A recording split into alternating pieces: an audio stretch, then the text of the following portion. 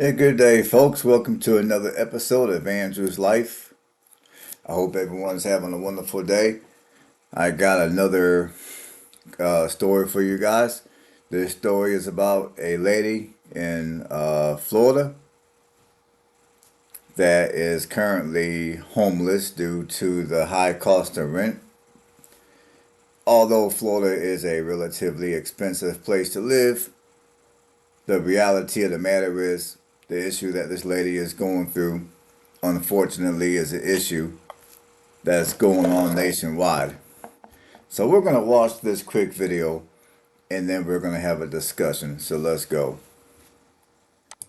I feel like we're being kicked under the rug, the low guy. Among the folks spending their Wednesday afternoon at Curry Park This is my stuff that I live out of my car with. is Diane Thomas. Hygienes and products are in this too. The difference between her My blanket, my shoes. and others here today This is right now my home. I stay in my vehicle because of the price of the rent that don't went up. and this is where she's been sleeping Okay, I got to intervene real quick here. You know how we do things over here when I do these type of videos. First and foremost, if you're renting or you're even paying a mortgage, my suggestion is whatever you do, uh, try to make sure that when you buy a vehicle and you pay cash. Now I understand with the cost of inflation these days, it's harder and harder to find a vehicle to where you may be able to afford to do such a thing.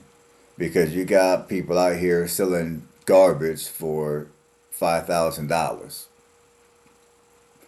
But whenever possible, whenever feasible, my suggestion is when you buy a vehicle, always pay cash.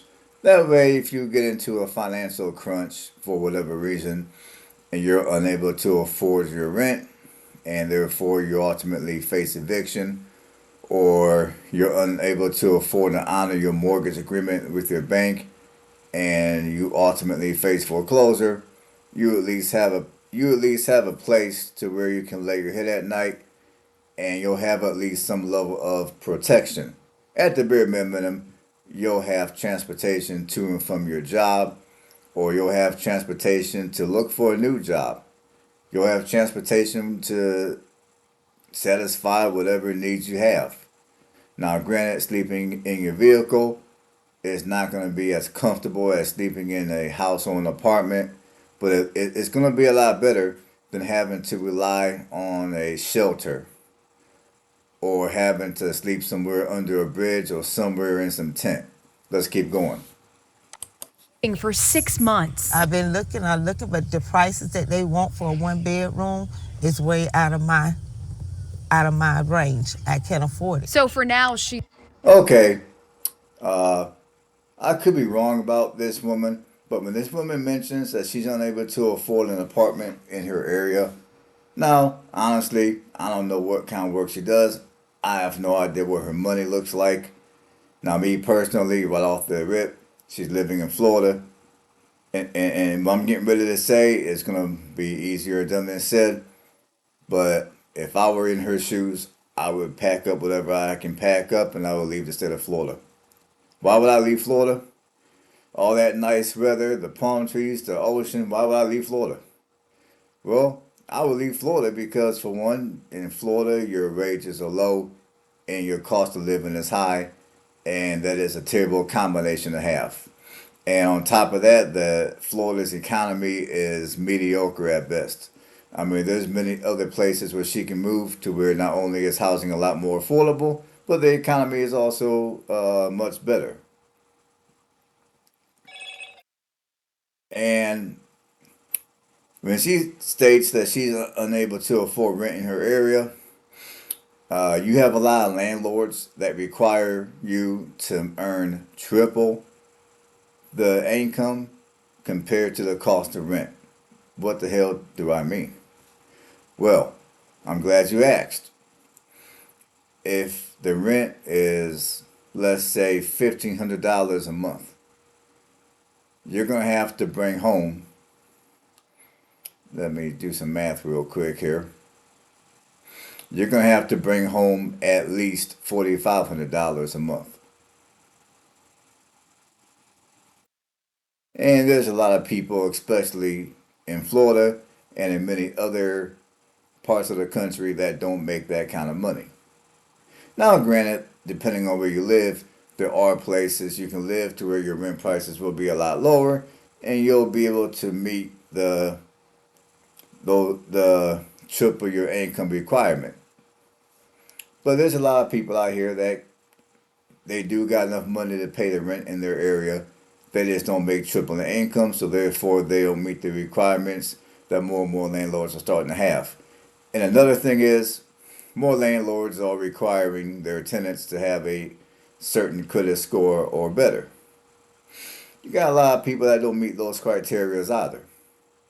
Hence the reason why you got more and more people like this woman that are living out their cars. And I know when I do my traveling,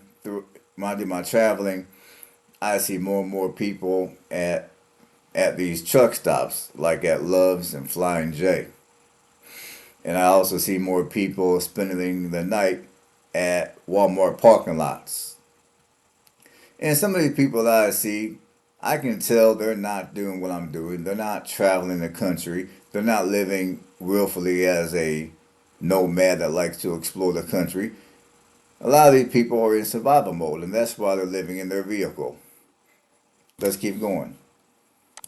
She's stuck because rent prices aren't coming down. It's really bad. It's really, really bad out here. And buying a home is out of reach. I would love to buy something, but the housing market is so expensive right now. You know what I'm saying? So with the rent prices, I might as well try to purchase something and pay for a mortgage and then pay for rent. But you know, I'm going to intervene once again. When she mentions how the housing market has gotten way too expensive, I can vouch for that because I have recently looked around to purchase a home up in Indiana. However, now I used to live up in Anderson, Indiana, which is one of the lowest price cities in the state of Indiana you can live. In fact, I would argue that Anderson is about one of the cheapest places in the country you can live, aside from certain parts of Alabama or Mississippi, or maybe West Virginia. But even in the city of Anderson, I've seen houses for over $100,000 that are either in the hood or they're very close to the hood. Now, I don't know about none of you guys out here, but I know if I'm buying a house for personal purposes, there is no way that I'm going to spend that kind of money to live in the hood or to live even close to the hood. So when this lady states that the house prices are too high, she's absolutely correct. Especially, she's living in Florida too, and Florida has among some of the highest priced homes anymore, next to maybe the West Coast or the Northeast. Let's keep going. all the red papers you got to go through, and it's really, really expensive to even purchase a home right now. It couldn't get any worse as interest rates are going up. Credit repair specialist Paul Oster It's absolutely crazy. says the cost of home buying has now hit a 10-year high. For first-time home buyers, what do you think the housing market will look like in 2023? It's kind of a double-sided coin. I think prices are certainly going to start to come down, but I think interest rates are going to continue to rise. I mean, we might be 7+, before you. Oh, I forgot to mention that this video was 5 months ago. But honestly, even though this video was 5 months ago, what went on 5 months ago is still going on today. Now, I have no idea what's going on with this woman today. Hopefully she found herself a place to live. Hopefully she did. I don't know. Let's keep going. You know it. And then with interest rates, what do you think the timeline is? When do you think we might see those start to come down? So I certainly see a pause, but I don't see a pivot until the mid or latter part of this year, and maybe not at all. We really have to cool inflation if we want to get out of this, with as little damage as possible. And until then, I've been home for 6 months people like Diane and I don't know what to do. are left searching for help. My big problem is where's the help for us at, I'm not the only one. I speak for many, many people that's going through this right now. In West Palm Beach, I'm Jessica Bruno, All right, folks, that's gonna be all for that story. And I guess, I mean, in a nutshell, I was, like I told you earlier in the video,